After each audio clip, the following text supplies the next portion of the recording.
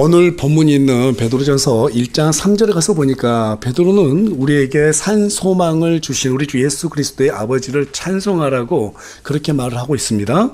5절에 가서 보면 이 소망에 대해서 아버지 하나님의 권능으로 받고 있는 구원의 소망이다라고 그렇게 말하고 있어요. 만일 우리가 받은 구원이 완전하지 못하다면 그 소망은 살아있다고 말할 수 있을까요, 없을까요? 말할 수 없을 거예요. 죽어 있는 거예요. 그러나 우리가 받은 구원은 절대로 썩을 수도 없고 더럽혀지지도 않고 사라지지도 않을 것이기 때문에 베드로는 이 구원의 은혜를 살아있는 소망, 즉 산소망이라고 이렇게 표현을 하였습니다. 잘못된 소망을 가졌을 때 베드로는 예수님을 배신하고 부인했던 그러한 사람이었어요. 그러나 이 실체 있는 산 소망을 가졌을 때 베드로는 더 이상 과거의 베드로가 아니었습니다. 영광이 가득한 기쁨을 누리는 산 소망이 있는 그러한 사람이 되었다는 사실을 우리가 기억하고 오늘 말씀 함께 나눴으면 좋겠어요. 그 기쁨의 영광의 기쁨, 그 정체가 무엇이었을까요? 우리 다 같이 베드로전서 1장 12절 말씀 한 목소리로 읽겠습니다. 시작. 그들이 자기들을 위해 그것들을 수용하지 아니하고 우리를 위해 수용하였음이 그들에게 계시되었는데 그것들은 곧 너희에게 복음을 선포한 자들이 하늘에서 내려보내신 성령님과 더불어 이제 너희에게 전한 것들이요 천사들도 살펴보기를 갈망하는 것들이라. 하늘에 있는 천사들까지도 갈망하는 것, 그게 무엇이냐면 바로 이 복음이라는 거예요. 복음이라는 거예요. 베드로는 복음을 통해서 영광이 가득한 기쁨을 누리게 될 때 산소망을 갖게 된다라고 우리에게 말해주고 있고, 사도 바울은 이 산소망이 죽음 앞에서도 떼어놓을 수 없는 그분의 사랑을 확신하게 해준다고 로마서 8장 38절에서 39절 통해서 우리에게 말해주고 있습니다. 어느 날 스펄전 목사님이 위중한 병으로 인해서 죽음을 앞둔 나이 든 한 형제님의 집을 찾아갔습니다. 형제님은 죽음 앞에서도 교회와 목사님 걱정을 하고 있었어요. 그래서 형제님이 스펄전 목사님이 찾아오니까 그 목사님을 반갑게 맞이하면서 우려스럽게 말 한마디를 했어요. 목사님은 종종 기운이 없어 보일 때가 있습니다. 우리는 결코 마귀에게 우리가 그들을 두려워하고 있다고 하는 그러한 증거를 보여서는 안 됩니다. 저는 지금 죽음의 문턱에 서 있습니다. 그러나 아무런 근심이나 두려움이 없습니다. 목사님 힘내세요. 라고 그렇게 말하고 숨을 거뒀다고 합니다.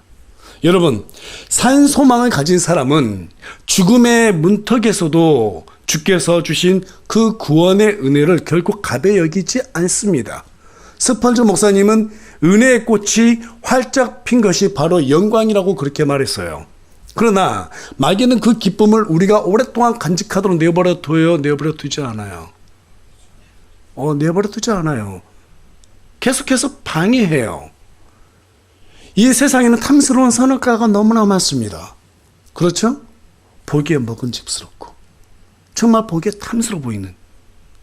근데 그것들이 대부분 좋은 것들이에요? 좋지 않은 것들이에요? 안 좋은 것들이에요. 아이들이 찾는 과자 다들 그것들이 대부분 몸에 좋은 것이에요? 안 좋은 것이에요? 안 좋은 거예요. 실제로 세상에서 우리가 좋아 보이는 것들은 대부분 우리 상하게 하는 것들이에요. 그러한 것들이 이 세상에 너무나 많아요.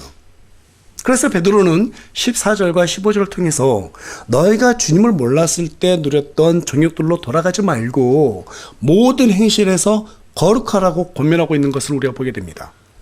성도가 세상의 정욕들로 인해서 마음이 흔들리게 되잖아요. 그렇게 되면 죄된 생각이 머릿속에 거머리처럼 착싹 달라붙어요. 그것을 그때그때 즉시 떼어내지 못하면 죄를 짓게 됩니다. 죄를 짓게 되면 마음의 화평이 사라져요. 마음의 화평이 사라지면 죄를 지은 그 후회가 밀려오면서 죄책감으로 인해서 우울해지고 침울해집니다.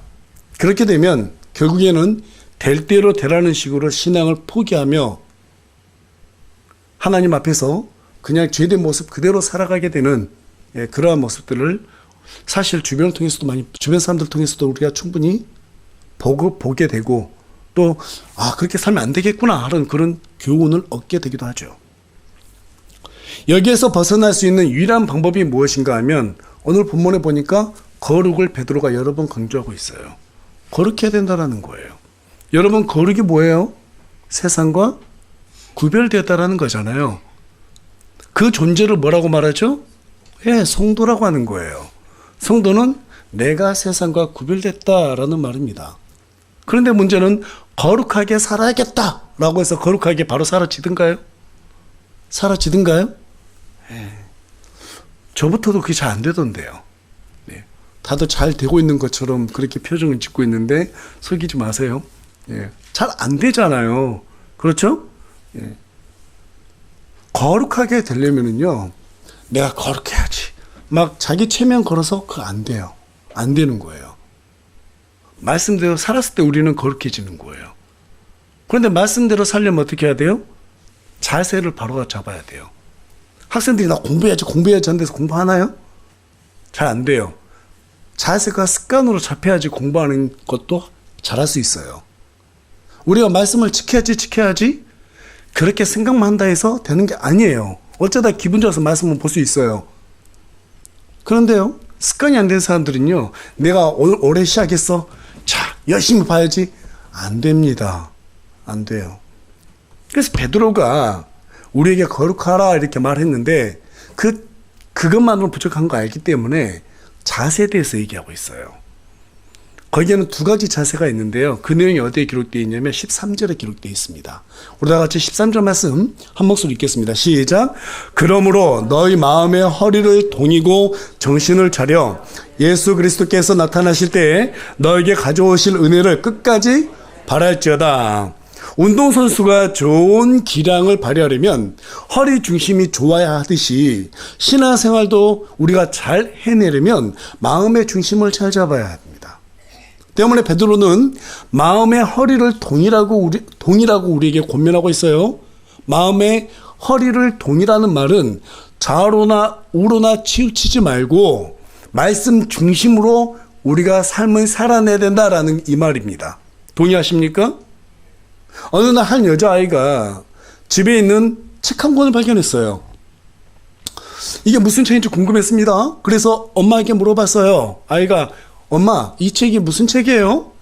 물어봤더니 엄마는 아이에게 그것은 하나님의 책 성경이란다 이렇게 말했습니다. 그때 아이가 엄마에게 이렇게 말하죠. 엄마, 하나님의 책이라면 왜 여태 하나님께 돌려주지 않았어요? 우리는 이 책 보지 않잖아요. 좀 공감이 되신 분들은 웃을 수도 있어요. 어차피 안 볼 거 왜 하나님께 돌려주지 않고 갖고 있냐 이거예요. 마음의 허리를 단단하게 우리가 동여매어 주는 것은 말씀입니다. 말씀을 멀리하면 생각이 느슨해져요. 느슨해지면 좌로나 우로나 치우칠 수 있어요. 그렇게 되면 저와 여러분은 중요한 것이 아닌 가십거리에다가 생각을 빼앗기게 되고 거기에서 걸려 넘어져서 진짜 중요한 것이 무엇인지를 바라보지 못하게 되는 것입니다. 내 생각에 따라가요. 내 생각에 따라가게 되면 실패하게 돼 있어요. 맞습니까? 예. 여러분, 운동선수들이 운동할 때 왜 코치가 있겠어요? 그 골프 선수 유명한 타이거 우즈도 왜 지금까지도 코치를 두겠습니까? 왜 그랬겠어요? 자기가 잘못한 걸 계속 교정하려고 하는 거예요. 교정하려고 하는 거예요. 성경은 우리의 마음을 교정해 줍니다. 우리 허리를 단단하게 붙잡아줘요. 그래서 오늘은 마음의 허리를 동이고 라는 주제를 가지고 여러분과 함께 말씀을 나누기를 원합니다. 오늘 말씀 나눌 때 저와 여러분이 주님을 향한 마음의 중심을 다시 부여잡고 영광이 가득한 기쁨을 회복하는 그런 귀한 시간이 되기를 간절히 소망합니다. 베드로가 허리를 동이라고 말한 것은 허리띠를 단단하게 졸라매라는 말이거든요. 베드로가 이렇게 말했던 까닭은요, 예수님께서 자신에게 했던 말을 그대로 인용한 것으로 추정이 됩니다. 우리 다 같이 요한복음 21장 18절에서 19절을 다 같이 한 목소리 읽겠습니다. 시작. 진실로 진실로 내가 내게 이르노니 젊어서는 내가 스스로 띠를 띠고 네가 원하는 곳으로 다녔으나 늙어서는 네가 네 손을 내밀 것이요 그러면 다른 사람이 내게 띠를 띠워 내가 원하지 않는 곳으로 너를 데려가리라 하시니라. 그분께서 이것을 말씀하신 것은 그가 어떤 죽음으로 하나님께 영광을 돌릴지 겉으로 드러내 보여주려 함이심이더라. 그분께서 이것을 말씀하시고 그에게 이르시되 나를 따르라 하시니라. 네. 베드로가 이 말을 들었을 때 무엇을 알았을까요? 아, 내가 나이가 들면 순교를 당하겠구나. 그런 베드로가 교회들에게 너희 마음의 허리를 동이라고 말했다라는 것은 곧 복음을 위해서 너희 마음의 각자가 결단을 해야 된다라는 말로 해석할 수 있어요. 우리는 말씀의 빛을 받잖아요. 그러면 내가 주를 위해서 어떻게 살아야 할지 알게 됩니다. 그리고 또 결단하게 되죠. 때로는 죽음이라도 각오하겠다라는 그런 열정이 생겨나기도 합니다. 그런데 문제는 그 열정이 오래가요, 오래가지 못해요. 오래가지 못하고 시들기를 반복한다는 것이죠. 왜 그럴까요? 왜 그럴까요? 이유는 간단해요. 내가 하려고 하니까 그래요. 내가 하려고 하니까. 세계 최고의 선수들을 보게 되면 공통점이 있어요. 골을 잘 넣죠. 근데 골 넣을 때 보면은요, 그 사람들이 어떻게 골을 넣냐면 슛을 찰 때 생각보다 몸이 먼저 반응해요. 생각하고 참 이미 늦어버려요. 몸이 먼저 반응해요. 그 순간의 찰나를 생각하지 않고 반응하는 몸에 그대로 자기를 내어 맡기는 거예요. 그때 좋은 결과를 내게 되죠. 신앙생활도 마찬가지예요. 내가 하려고 하면요, 생각이 많아져요. 생각이 많아지면요, 계산하게 돼요. 계산하는 순간 이미 우리의 몸은요, 말씀과 반대되는 방향으로 결정하고 있고요. 마음의 동인 허리띠는 점점 느슨해지게 돼 있어요. 맞습니까? 네. 자, 그렇다면 어떻게 해야 우리 마음의 동인 허리띠를 계속해서 딱 졸라매고 유지할 수 있을까요? 첫째로 13절에 가서 보니까 베드로가 뭐라고 말합니까? 정신을 차리라고 말합니다.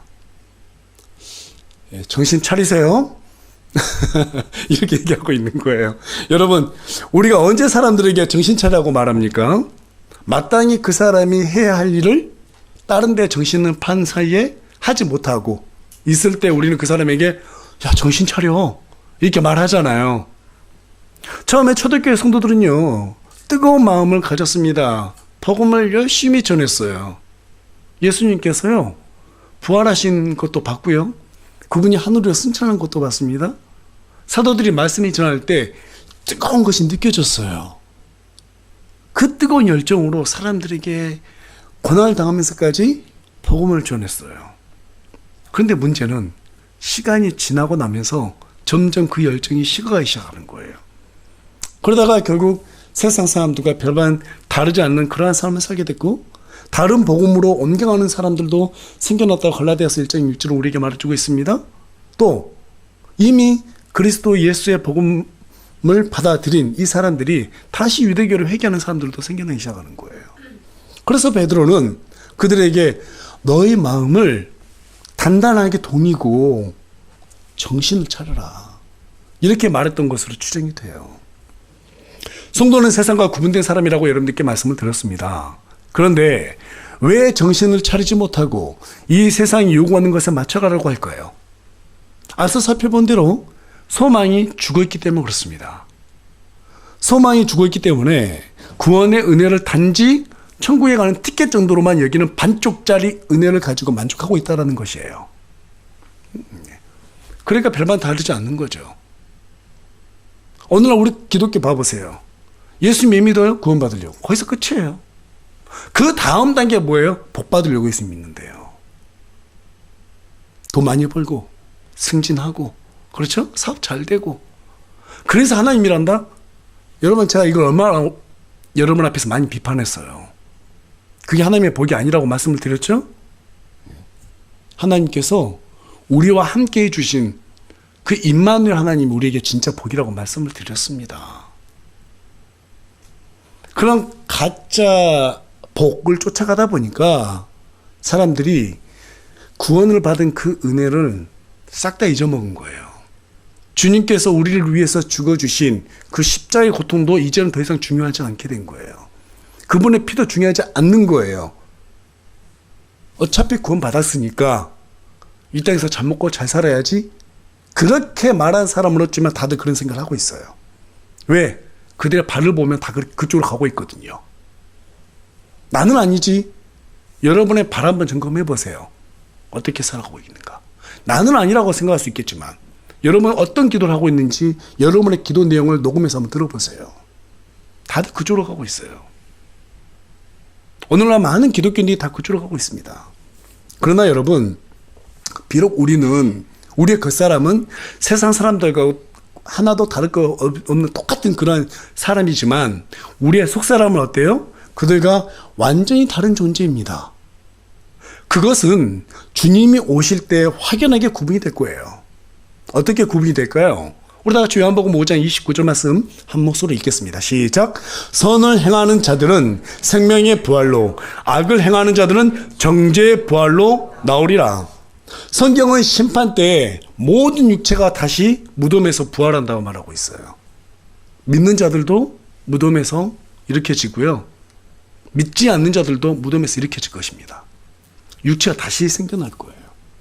그러나 여기에서 확연하게 구분되는 것은 그때 믿는 자들은 그리스도와 함께 통치하게 될 영원한 생명의 몸으로 부활하게 될 것이지만, 불신자들은 영원히 꺼지지 않는 불옷으로 던져지는 정죄의 부활로 무덤에서 일으켜진다는 사실입니다. 그 저주의 장소에 대해서 성경이 뭐라고 말하고 있어요?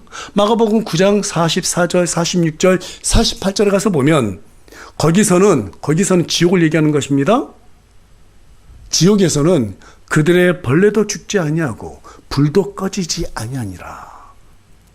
킹제임스 성경은 이 모든 것을 전부 다 그대로 기록해 놓고 있지만 오늘날 현대역 분들은 이 부분을 다 삭제하고 있어요.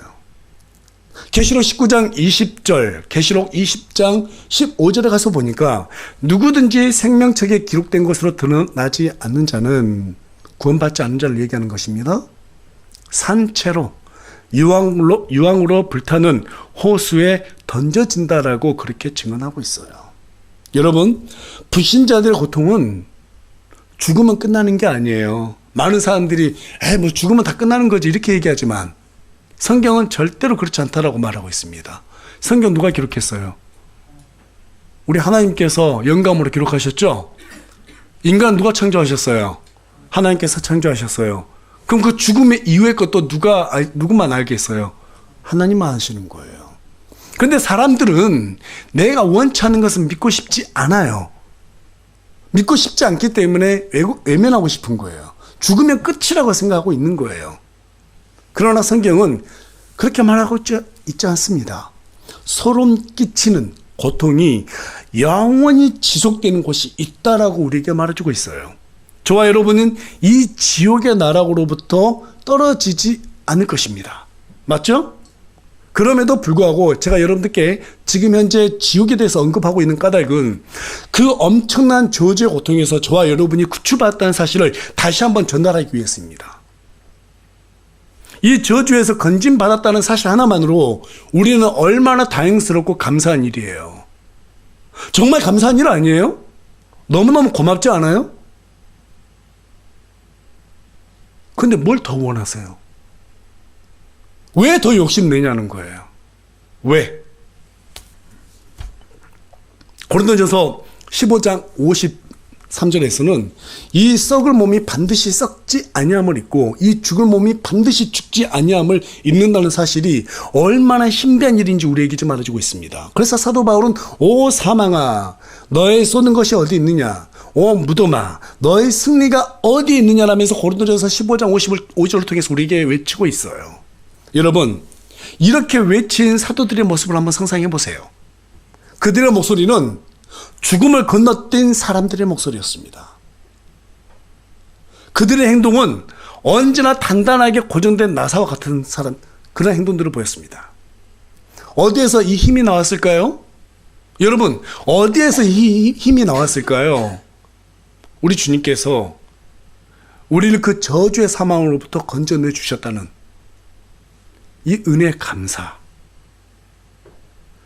절대로 이 은혜는 사라지지 않을 것이라고 하는 살아있는 소망, 이 산 소망으로부터 났다라는 것입니다. 소망이 살아있는 사람은 은혜의 본질에서 벗어나지 않아요. 은혜의 본질에서 벗어나지 않아요. 베드로전서 5장 8절에서는 정신을 차리라, 깨어있으라, 너희 대적 마귀가 울부짖는 사자같이 두루다니며 삼킬 자를 찾고 있다라고 말하고 있습니다. 여기에서 대적 마귀가 삼킬 자를 찾고 있다라는 말은 무슨 말이냐면 죄를 인해서 걸려 넘어진 사람을 좀 두루두루 찾고 있다 이 말이에요.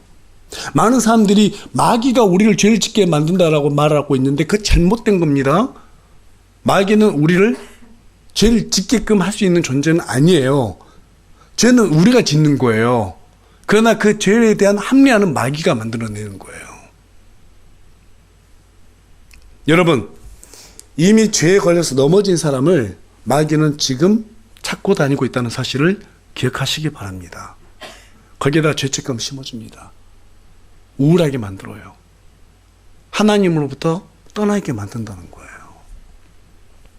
그렇게 마귀에게 삼켜지게 되면요, 소망이 사라져버려요. 단지 나는 예수님 믿고 구원받았으니까 그것으로 만족하게 돼요. 거기에는 아무 능력이 없어요. 아무 능력이 없어요. 어떤 능력도 발휘할 수 없어요. 예수님 믿고 기쁨이 없어요. 그러면서 남들에게 예수님 믿으세요 말하면 그 사람이 뭐라고 말해요? 당신부터 믿어야 될 것 같아 라고 그렇게 걱정해 준단 말이에요. 우리에게 먼저 기쁨이 있어야지. 누구에게 복음을 줘도 그 사람들이 와, 저 사람이 어떻게 저렇게 기뻐할까? 일전에 제 제자를 만났어요. 이제 예수님 믿기 시작했다고. 옛날에 저한테 그러는 거예요. 우리한테 강의해 주실 때 이상하게 예수님 믿는 것 같아가지고 전화를 드려봤다고. 한 10년 만에 연락 왔는데 제가 물어봤어요. 너 왜 갑자기 예수님 믿게 됐어? 그랬더니 이 친구가 하는 말이 옆집에 사는 언니가 있는데요. 그 언니가 지금 여러 가지 형편이 좋지가 않아요. 그런데 늘 마음의 여유가 있어요. 그 어려운 상황인데도 기쁨이 있어요. 저는 조금만 어려워도 그 언니에 비하면 어려운 형편이 아무것도 아닌데 그 언니는 그렇게 힘든 과정에서도 웃어요. 기뻐해요. 그래서 언니 따라서 교회 가게 됐어요. 이런 얘기라는 거예요. 여러분, 우리 킹제임스 성경 갖고 있으니까 내가 조금 더 낫다? 이런 생각 하지 마세요. 개혁성경 쓰고도요, 그렇게 살아있는 소망 가지고 있다면 그 사람들이 훨씬 더 대단한 거예요. 맞습니까? 예. 여러분, 마귀에게 삼켜지지 않으려면 본질에 충실해야 합니다. 본질에 충실해야 돼요. 우리의 본질이 무엇입니까? 주님의 은혜로 구원받았다는 사실이고요. 그 구원이 그냥 이루어지지 않았다는 사실이죠. 우리 예수님께서 엄청난 대가를 치르셨다는 사실이죠. 나도 그 고통을 치르라고 예수님께서 우리에게도 요구하고 계세요. 실제로 그 고통을 체감하라고 우리에게 말해주고 있어요. 그 고통을 체감하는 목표가 뭐예요? 첫째로 하나님의 왕국과 그분의 의를 구하라는 것입니다. 하나님의 왕국과 왕국을 구하라는 것은 복음을 선포하라는 거예요. 우리의 본질, 신약교회의 본질은 복음에 있습니다. 어디에 있다고요? 복음에 있어요.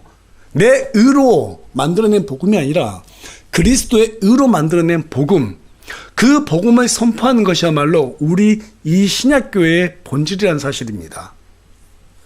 이보다 더 앞세우는 것이 있다면 그것들은 모두 다 가짜입니다. 복음 믿고 난 뒤에야 다른 것들이 있는 것이지 복음보다 더 위에 있는 것은 없어요. 맞습니까? 오늘날 우리 독립춘에게 보면 뭐 성경 이슈다 뭐다 하는데 그거 본질 아니에요. 성경 중요하죠. 그렇죠? 중요합니다. 그런데 여러분, 왜 우리가 바른 성경을 봐야 돼요? 성도의 본질을 갖다가 잘 알기 위해서 바른 성경을 보는 거예요. 성경을 안 보면서 성경 이슈에만 집착해가지고 서로 다투고 있는 모양새를 보면 참 안타까워요. 안타까워요. 그 본질을 놓치는 거라니까요. 또 어떤 경우는 정치 이념에 대해서 그렇게 막 얘기를 합니다. 그게 복음보다 더 중요한가요? 아니죠. 복음보다 중요할 수가 없죠. 인간이 만들어낸 이념이 뭐가 그렇게 대단하다고 복음보다 더 많이 외칩니까? 복음이 있고 정치 이념이 있는 것이고요. 복음이 있고 우리의 삶이 있는 것입니다. 내 삶이 있고 복음이 있다라고 생각하니까 우리는 자꾸 타협하게 되는 거예요. 복음을 뒷전으로 하면서 다른 그 무엇을 중시하는 가십거리들, 거기에다가 모든 에너지를 소비하는 사람들, 이미 본질에서 벗어난 사람들입니다. 그 본질에서 벗어난 사람들과 함께 다니면요, 시간을 허비하게 돼요. 여러분, 지금은 마지막 때입니다. 어느 때보다도 정신을 차려야 할 때예요. 오늘 우리 한국 기독교가 무너지게 된 것은 사람들이 악해서가 아니에요. 인간은 이미 6,000년 전부터 악했어요. 어제도 악했고요. 2000년 전에도 악했습니다. 악한 것 때문에 기독교가 무너졌냐? 아니에요. 복음이라고 하는 이 대전제, 이 본질에서 벗어났기 때문에 오늘날 많은 교회들이 무너지고 있는 것입니다. 여기에서 벗어났기 때문에 사람이 교회의 주인이 되고 있고 교회가 사람들의 욕구를 채우기 위한 수단이 되고 있는 거예요. 우리의 본질은 복음으로 하나님의 왕국을 확장하기 위해서 그분의 의를 구하는 것입니다. 여기에서 이탈하면 마음의 허리띠가 풀어지게 돼 있어요. 여러분, 부디 본질에서 벗어나지 않는 저와 여러분이 되기를 간절히 소망합니다. 두 번째로, 마음의 동인 허리띠를 계속해서 우리가 유지하려면 13절에서 베드로가 뭐라고 말하냐면 예수 그리스도께서 나타나실 때 우리에게 가져오실 그 은혜를 끝까지 소망해야 된다라고 말하고 있습니다. 주님이 나타나실 때 우리에게 가져오실 그 은혜라는 것이 무엇일까요? 그것은 구원의 은혜라든지 성화의 은혜? 아니요, 그것들이 아닙니다. 고린도전서 우리 15장 51절하고 54절 말씀 우리 한 목소리 읽겠습니다. 시작. 보라, 내가 너에게 한 신비를 보이노니 우리가 다 잠자지 아니하고 마지막 나팔 소리가 날 때 눈 깜짝할 사이에 순식간에 다 변화되리라. 그리하여 이 썩을 것이 썩지 아니함을 입고 이 죽을 것이 죽지 아니함을 입을 때에는 사망이 승리 가운데서 삼켜졌도다 하고 기록된 말씀이 성취되리라. 주님이 나타나실 때 우리에게 가져오실 은혜라고 하는 것은요, 우리의 몸이 순식간에 홀인이 변하게 되고 그리스도와 함께 영원히 썩지 않을 그런 영광스러운 몸을 입게 된다는 사실이에요. 다음으로는 주님을 대적하던 마귀와 그 천사들과 그 대언자들이, 거짓 대언자들이 불신자들과 함께 모든 심판을 받아서 저주의 영원한 사망의 장소로 삼켜진다는 것이에요. 그것으로 인해서 이사야는 모든 자들이 위로를 받게 될 것이라고 이사야서 61장 2절을 통해서 우리에게 말해주고 있습니다. 비록 지금은 사는 것이 고단하고 힘들고 어려울 수도 있어요. 하지만 저와 여러분은요, 우리 예수님께서 이 땅에 재림하실 때 우리의 몸이 썩지 않을 영광스러운 몸으로 변한다는 사실, 거기에다가 소망을 두시기 바랍니다. 주께서 원수들을 심판하신다는 사실, 거기에서 위로를 받으시기 바랍니다. 그것들은 무엇으로 볼 수 있어요? 믿음으로 볼 수 있는 거예요. 베드로가 이것을 실질적으로 믿음의 눈으로 바라봤어요. 믿음의 눈으로 바라봤어요. 믿음은 보이지 않는 것입니다. 그렇죠? 보이지 않는 것이 실제로 일어날 것이라고 하는 것을 확신하는 게 이게 바로 믿음이에요. 믿음이에요. 우리 마음의 허리띠가 단단하게 동요매지는 것은요, 믿음의 눈으로 성경이 말하고 있는 말을 정확히 실체가 이루어질 것이라고 믿는 거예요. 그것을 보는 거예요. 거기에서부터 우리에게 힘을 얻으라고 베드로가 지금 우리에게 권면해주고 있다는 사실입니다. 그렇다면 이 모든 것을 소망으로 하여금 마음의 허리를 동이려면 어떻게 해야 될까요? 거룩해야 된다는 거예요. 하나님께서 거룩하시기 때문에 우리에게도 거룩을 요구하고 있습니다. 거룩하라는 거예요. 앞서 말씀드린 바와 같이 어떻게 그냥 거룩해 줄 수 있는가? 다시 한번 말씀드리지만 우리의 몸이 나중에 그리스도의 몸처럼 영광스러운 몸으로 변하게 된다. 마귀들이 전부 다 저주의 장소로 들어가 심판을 받게 될 것이다.